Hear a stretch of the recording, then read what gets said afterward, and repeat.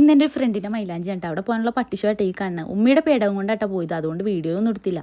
അവിടെ ചെന്നപ്പോഴാണ് എൻ്റെ അകത്തോട്ട് കയറി പിന്നെ ഞാൻ വീഡിയോ എടുത്തത്. കാരണം നമ്മൾ കുറച്ച് കുലസ്ത്രീ ആയതുകൊണ്ടേ നാട്ടുകാരും വീട്ടുകാരെയും കൊണ്ട് പറയിപ്പിക്കണ്ടല്ലോ എന്ന് ഓർത്തിട്ട് പയ്യെ അങ്ങോട്ട് കയറിപ്പോയിട്ടാ. അതിൻ്റെ അകത്ത് ചെന്നപ്പോൾ അവൾ റെഡി ആവണുണ്ടായിരുന്നുള്ളൂ കേട്ടോ. മൈലാഞ്ചിയൊക്കെ ഓൾറെഡി ഇട്ട് കഴിഞ്ഞിട്ടുണ്ടായിരുന്നു. പിന്നെ അവിടെ ബ്യൂട്ടീഷ്യനൊന്നും ഉണ്ടായില്ല കേട്ടോ. അപ്പോൾ പിന്നെ കൂടെ പോയ ഫ്രണ്ട്സ് എല്ലാവരും കൂടിയിട്ട് അവളെ റെഡിയാക്കി കൊടുത്തത്.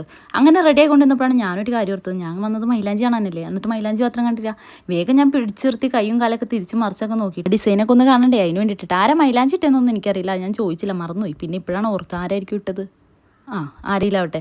എന്തായാലും അത് കഴിഞ്ഞപ്പോഴത്തേക്കും സ്റ്റേജിലോട്ട് കയറി. പിന്നെ ഞാൻ അവിടെയും കുറച്ച് പട്ടി ഷോ കാണിക്കാമല്ലോ എന്ന് ഓർത്ത് അവളോട് പറഞ്ഞു ഞാൻ കുറച്ച് വീഡിയോസൊക്കെ എടുത്ത് തരാടീന്ന് പറഞ്ഞു.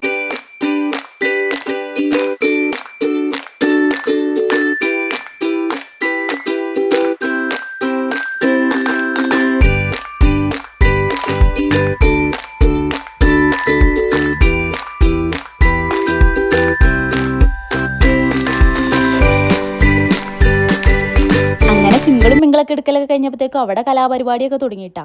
എല്ലാവരും കൂടി ആട്ടും പാട്ടും ബഹളവും കൂത്തൊക്കെ ആയിട്ട് അടിപൊളിയായിരുന്നു. പിന്നെ അതിൻ്റെ ഉള്ളിൽ കയറി വെറുതെ ചവിട്ട് കൊണ്ട് ചാവണ്ടല്ലോ എന്ന് ഓർത്തിട്ട് ഞാൻ എൻ്റെ അകത്തേക്ക് പോയില്ല കേട്ടോ. പുറത്തു നിന്നുള്ള വീഡിയോസ് മാത്രമേ കവർ ചെയ്തോളൂ.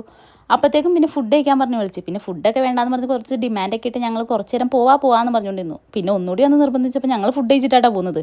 അതിൻ്റെ വീഡിയോസൊന്നും ഇതിനകത്തില്ല. എന്തായാലും ഞങ്ങളൊരു ബൈ ബൈ ഒക്കെ പറഞ്ഞ് അവിടെ നിന്ന് വൈ ഇറങ്ങിയിട്ടാ.